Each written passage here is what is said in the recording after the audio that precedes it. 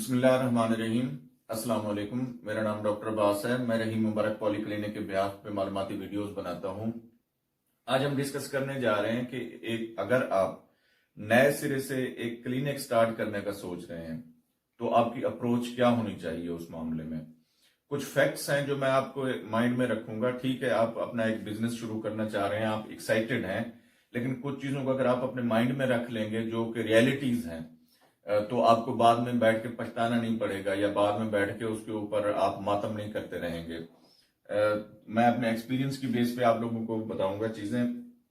ठीक है, first of all तो आप जब क्लिनिक लेने का सोच रहे हैं उसके ऊपर भी मैंने वीडियो बनाई हुई है कि आप जब सोच रहे हैं तो आपने जगह कहाँ से लेनी है, कौन सी लेनी है, किस एरिया में होनी चाहिए, उसके बारे में वीडियोस बना चुका हूं, तो उसके बारे में मैं ज्यादा बात नहीं करूंगा। ठीक है, आपने डिसाइड कर लिया जी आपने क्लिनिक बनाना है। अब मैं बताऊंगा आपको कि बजटिंग कैसे करनी है आपने क्लिनिक की। ठीक है, आपके पास कितना सरमाया होना चाहिए क्लिनिक स्टार्ट करने से पहले, वो डिपेंड करता है कि आपका क्लिनिक का साइज क्या है या आप कौन सी सर्विसेज वहां पे देना चाहते हैं। ठीक है, वो डिपेंड करता है आपके ऊपर। मैं थोड़ी सी चीजें बताऊंगा आप लोगों को, सिर्फ आइडिया दूंगा। उसमें जो इक्विपमेंट आता है, अगर आप मेडिकल एमबीबीएस का शुरू करना चाह रहे हैं तो आपको पता है उसमें इक्विपमेंट कौन कौन से और कितनी प्राइस के आते हैं। उसके बाद अगर आप फिजियोथेरापी का करना चाह रहे हैं, आप मेटर्निटी होम चलाना चाह रहे हैं, तो आप लोगों को इक्विपमेंट का पता होगा। ठीक है, अगर आप कहेंगे तो मैं इसके ऊपर वीडियो भी बना दूंगा कि जी इक्विपमेंट्स की सिर्फ अब जो है ना प्रेजेंट में करंटली क्या कीमतें चल रही हैं। ठीक है, वो भी मैं रिसर्च करके आप लोगों के लिए वीडियो बना दूंगा अगर आप लोग कहेंगे तो। फर्स्ट ऑफ ऑल, अच्छा, आपके पास कितनी अमाउंट होनी चाहिए कि आप एक क्लिनिक स्टार्ट करें। 3 मंथ्स का आपके पास रेंट होना चाहिए। पहले तो जो भी आप क्लिनिक स्टार्ट करने जा रहे हैं, कम से कम 3 मंथ्स का रेंट आपके पास होना चाहिए उस क्लिनिक का। 3 मंथ्स के बिल्स होने चाहिए आपके पास। ठीक है, आप अगर गर्मी में शुरू करना चाह रहे हैं क्लिनिक तो डेफिनेटली वहां पे ज्यादा बिल आएगा, क्योंकि फैंस चलाने हैं आपने, आप एसी अगर चलाते हैं वहां पे तो उसको भी आपने माइंड में रखना है। तो बिल्स भी आपने अपने माइंड में रखने हैं कि 3 मंथ्स के मिनिमम ये आपके पास होने चाहिए। उसके बाद 3 मंथ्स की सैलरीज होनी चाहिए आपकी। ठीक है, 3 मंथ्स की सैलरीज आपके पास जरूर होनी चाहिए। यानी ये वो अमाउंट्स हैं जो मैं बता रहा हूं कि आपके पास स्टॉक में होनी चाहिए। कैपिटल आपके पास इतना होना चाहिए। उसके बाद क्या है कि आपके पास एक तो जो है ना सिक्योरिटी जो आपने देनी है बिल्डिंग की। अगर आपकी अपनी बिल्डिंग है तो वेल एंड गुड, अगर अपनी नहीं है तो फिर आपने सिक्योरिटी भी पे करनी है। वो ऑलमोस्ट कोई 3 रेंट्स होते हैं, 2 या 3 रेंट्स होते हैं, वो सिक्योरिटी की मद में आपने यकमुश्त पे करने होते हैं शुरू में ही। वो आप उनसे बात कर सकते हैं कि जी आप इतने एक किराया मेरे से सिक्योरिटी ले लें, बाकी जो 2 किराया मैं 2-4 किराए उनके साथ में आपको एडजस्ट करके दे दूंगा अगर वो मान जाए तो।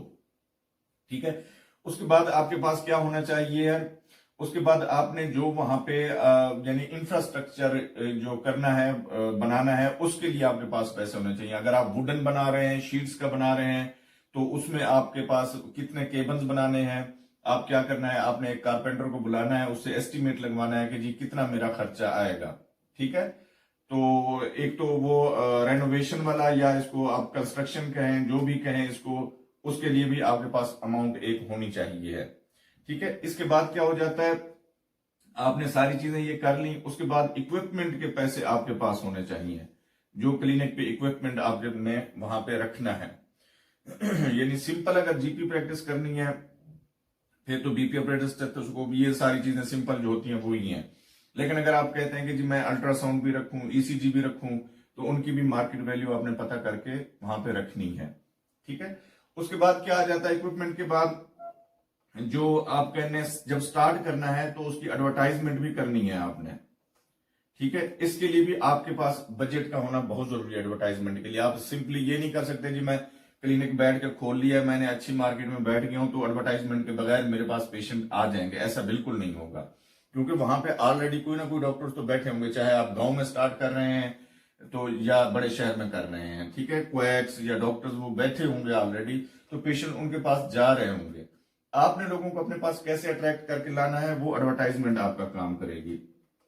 सोशल मीडिया का दौर है, आप फेसबुक पे भी एडवर्टाइज कर सकते हैं अपने आप को, यूट्यूब पे भी एडवर्टाइज कर सकते हैं। ٹھیک ہے, اور بینرز, پمفلٹس, یہ ساری چیزیں کر کے آپ ایڈورٹائزمنٹ کر سکتے ہیں اپنی. اس کے لیے بھی آپ کو میں کہتا ہوں جتنا ٹوٹل آپ انویسٹ کر رہے ہیں اس کا 30% آپ کے پاس ایڈورٹائزمنٹ کے لیے ہونا چاہیے. فار ایگزامپل آپ 1 لاکھ روپے انویسٹ کرنا چاہ رہے ہیں اپنے ٹوٹل کلینک کے اوپر, تو 30,000 روپے آپ کے پاس ایڈورٹائزمنٹ کے لیے ہونے چاہیے. یعنی 30% اس کا ایڈورٹائزمنٹ کے لیے آپ کے پاس ضرور ہونا چاہیے, اور آپ کو یہ سپینڈ کرنا چاہیے, کیونکہ اسی کی بنیاد کے اوپر آپ کے پیشنٹس بنیں گے. ایڈورٹائز آپ نہیں کرتے بیٹھ جائیں گے, کبھی 1-2 پیشنٹ آ جائے گا, کبھی 2 پیشنٹ آ جائیں گے, پھر آپ کو ٹائم لگے گا, پھر آپ نے صبر کرنا ہے. اگر ایڈورٹائز نہیں کرتے تو پھر صبر کرنا ہے, ٹھیک ہے, کیونکہ اس میں پیشنٹ بنانے کے لیے آپ کو پھر ٹائم چاہیے ہوگا, ٹھیک ہے. اس کے بعد ایڈورٹائزمنٹ کے بعد آپ نے کیا کرنا ہے جی, آپ نے پھر وہاں پہ فری میڈیسنز بھی دینی ہے جتنے بھی آپ نے کیمپس کرنے ہیں. اور میری ریکمنڈیشن ہے کہ ہفتے میں پھر آپ 2 ہفتوں بعد ایک کیمپ ضرور کریں, 2 ویکس کے بعد, اگر آپ نیا کلینک بنانا چاہ رہے ہیں تو, ٹھیک ہے. تو 2 ویکس کے بعد ایک فری کیمپ آپ کا ضرور ہونا چاہیے, اور ایڈورٹائزمنٹ بھی اس کے لیے اچھی ہونی چاہیے. اس کے بعد فری میڈیسن دینی ہے آپ نے, ٹھیک ہے. فری ٹیسٹ وغیرہ کوئی کرتے ہیں, یعنی کہ ہیپیٹائٹس بی سی کی اسکریننگ کر دیتے ہیں, شوگر کر دیتے ہیں, تو اس کے لیے بھی ساری چیزیں لوازمات آپ کو ہونے چاہیے. میں نے اس کے اوپر ویڈیو بنائی ہوئی ہے کہ فری کیمپ کو کیسے ارینج کرنا ہے آپ نے, ٹھیک. تو یہ کچھ چیزیں ہیں جن سے آپ جو ہے نا وہ اپنے کلینک کو ایک رننگ کنڈیشن میں لا سکتے ہیں بہت کم عرصے میں. 3 منتھس میں نے کیوں رکھے ہیں, کیونکہ 3 منتھس کے بعد نا 3 منتھس کے بعد آپ کا بریک ایون پہنچ جانا چاہیے. بریک ایون کیا ہوتا ہے کہ جب آپ کے ایکسپینڈیچرز اور جو ہے نا آپ کے ایکسپینسز اور آپ کی انکم برابر ایک لیول پہ آ جائیں. فار ایگزامپل آپ کا ٹوٹل ایکسپینس ہو رہا ہے 50,000 کا اگر, ٹھیک ہے, تو آپ کی جو ارننگ ہے وہ بھی 50,000 ہو رہی ہے, ٹھیک ہے.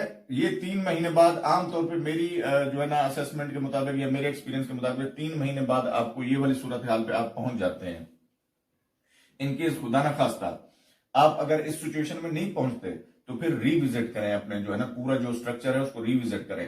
اس میں یہ بھی ہو سکتا ہے کہ آپ نے خواہ مخواہ کے اپنے خرچے بڑھا دیے ہوں, ٹھیک ہے, یعنی کہ آپ کو 2 بندے چاہیے تھے, آپ نے 3-4 بندے رکھ لیے ہوں, یا آپ نے جو ہے نا آپ کو ڈیلنگ میں تھوڑی سی پرابلم ہو گئی ہو, آپ نے جو رینٹ دینا تھا, ٹھیک ہے, اس میں جو ہے نا آپ نے رینٹ زیادہ کر لیا ہو, یا خواہ مخواہ الیکٹریسٹی کا بل آپ کو خواہ مخواہ میں پڑ رہا ہو, یعنی کہ کوئی فینز یا اے سی خواہ مخواہ میں چلا دیتے ہوں, تو ان تھوڑی سی چیزوں کو آپ دیکھ کے 3 منتھس کے بعد آپ کا بریک ایون پوائنٹ آ جانا چاہیے. امید ہے کہ معلوماتی ویڈیو آپ کو پسند آئی ہوگی. ہمارے چینل کو لائک, سبسکرائب اور دوستوں کے ساتھ شیئر ضرور کیجیے گا. شکریہ.